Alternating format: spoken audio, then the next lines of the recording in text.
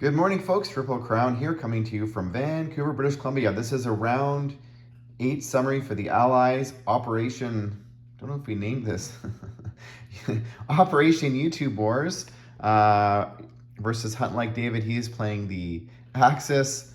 I'm playing the Allies. Go over to his channel, HuntLikeDavid, if you want to watch what's happening on the Axis side. He's doing an excellent job recapping the turn. I'm sort of cutting corners and just doing a generalized summary after the Allies go. It's at that point of the game now where risks are being taken and strategies are either being confirmed, and as HuntLikeDavid we're chatting this morning, gambits must be taken.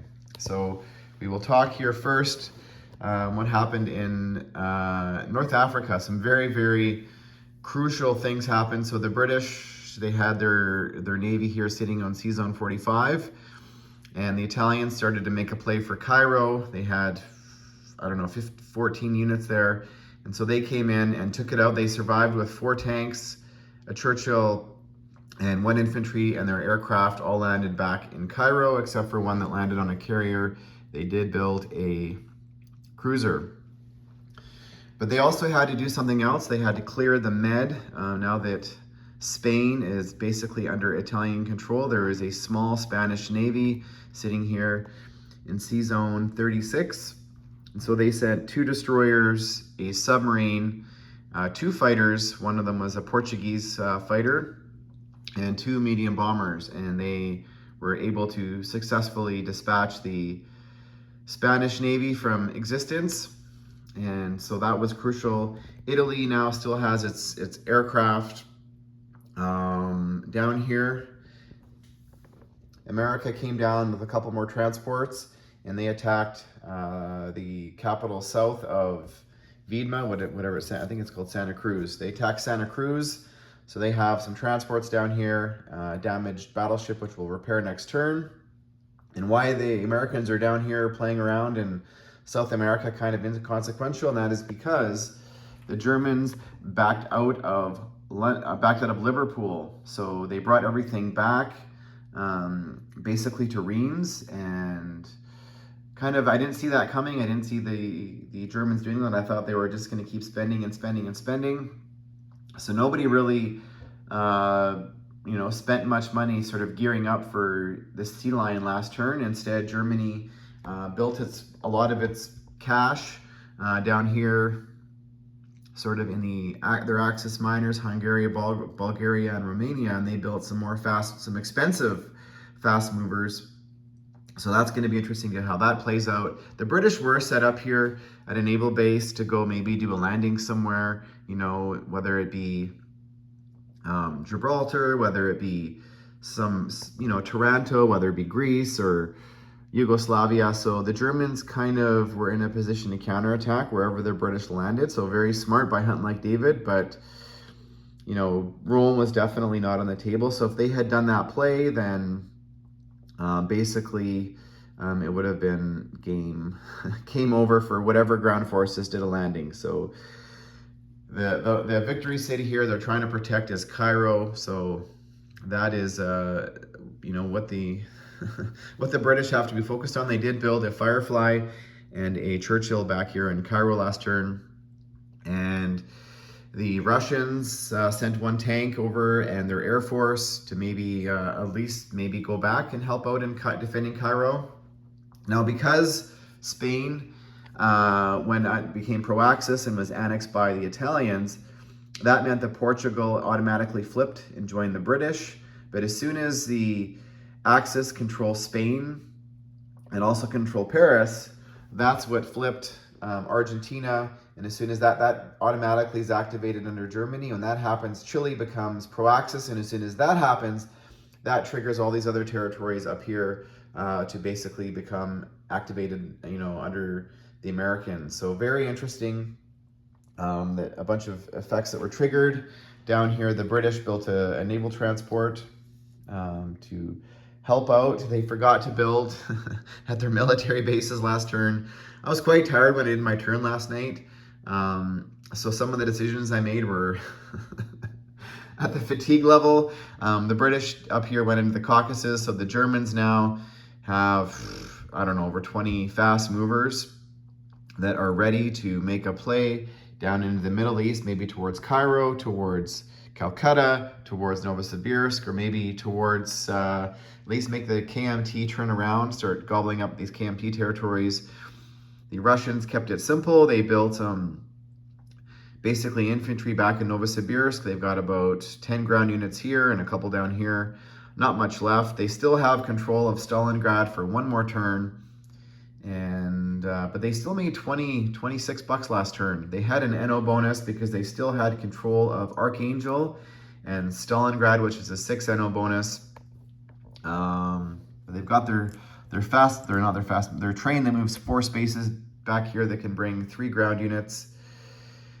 They did make a heavy push here. Basically, they spent their wad going into northern Manchuria and Manchuria. They lost two medium tanks here in Manchuria to the Japanese, so they were not happy about that. But probably the big where the game's going to be decided is over here in the Pacific. So the KMT has, I think, 9 ground units in Guangxi that are making a play for Hong Kong, which has been vacated, and that's pretty significant. The Japanese currently only have 2 transports left on the board. That is a problem for the Japanese. So there's a standoff here happening still between Siam and Burma, but the British are getting bold. They went into French Indochina. They've got, I think, 5 or 6 ground units there. So what are the Japanese going to do? And the Anzac are making hell on the Japanese economy. Last turn, they recaptured Sumatra from the Japanese. It was a walk-on. They killed the Japanese destroyer here, but the biggest battle here was the battle for Sea-Zone 91. There was a destroyer and 2 Japanese transports there, and this lone fighter came basically 1, 2, 3, and had 1 landing space remaining and landed in Brunei and did not sustain a hit. So that was huge. The Americans were going to fly their medium bomber from Briata down if the Anzac fighter was not a success. But the Japanese Navy is currently sitting here in Sea-Zone 92. It is larger than the American Navy. We'll get into that in a second. But because they're at a naval base, the Anzacs here are hiding in Southern Australia, better to survive and fight another day and be out of range of the Japanese. So Japan cannot, with their 2 transports, they could not possibly take all this back next turn. But they are sitting here at Sea-Zone 92. The Americans built a naval base and an air base in Wake Island, which is in 3 sea zones of the Japanese. So the Japanese next turn are going to take out the entire American fleet here with the 5 transports. Now, at the time, I didn't see it happening. I didn't see this until this morning. And it's not the end of the world if the American loses its Navy, as long as they take a lot of the Japanese Navy with it. So America does have a follow-up. They've got a medium bomber sitting here in Wake. They've got a destroyer here at this sea zone here. They have 8 submarines sitting here in Sea Zone 28.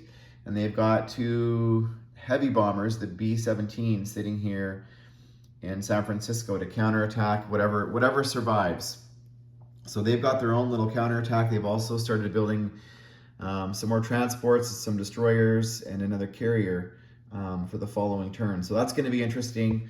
America can afford to rebuild its Navy, whereas Japan, if it loses its Navy, it can't. The Anzac here have another